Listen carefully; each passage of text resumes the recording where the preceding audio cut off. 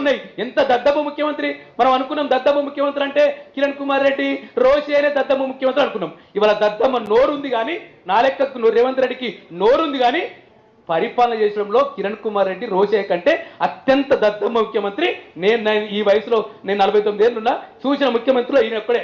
నోరు మాత్రమే ఉంది తప్ప విధానాలు అమలు చేయాలి. ఎవడైనా చెప్తాడా నన్ను కోసిన పైసలు లేవని? రాజీనామా చేయి, నీ దగ్గర డబ్బులు లేకపోతే రాజీనామా చేసి ఎలక్షన్కి వెళ్ళు.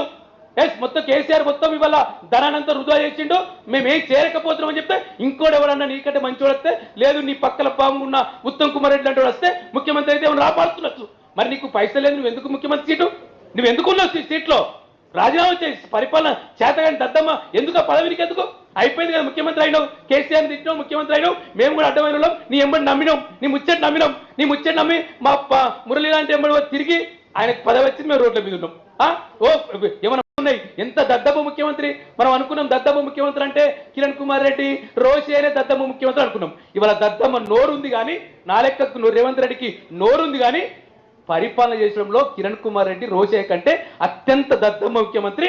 నేను ఈ వయసులో నేను 49 ఏళ్ళున్నా చూసిన ముఖ్యమంత్రిలో ఈయన ఒక్కడే. నోరు మాత్రమే ఉంది తప్ప విధానాలు అమలు చేయాలి. ఎవడైనా చెప్తాడా నన్ను కోసిన పైసలు లేవని? రాజీనామా చేయి, నీ దగ్గర డబ్బులు లేకపోతే రాజీనామా చేసి ఎలక్షన్కి వెళ్ళు. మొత్తం కేసీఆర్ మొత్తం ఇవాళ ధనానంతా వృధా చేసిండు, మేమేం చేరకపోతున్నాం అని చెప్తే ఇంకోటి ఎవరన్నా నీకంటే మంచి వస్తే లేదు, నీ పక్కల పామున్న ఉత్తమ్ కుమార్ రెడ్డి లాంటి వస్తే ముఖ్యమంత్రి అయితే ఏమైనా రాపాడుతున్నచ్చు. మరి నీకు పైసలు లేదు, నువ్వు ఎందుకు ముఖ్యమంత్రి సీటు? నువ్వు ఎందుకున్నావు సీట్లో?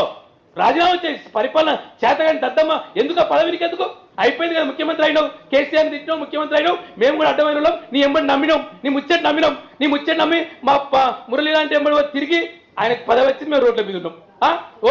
ఏమన్నా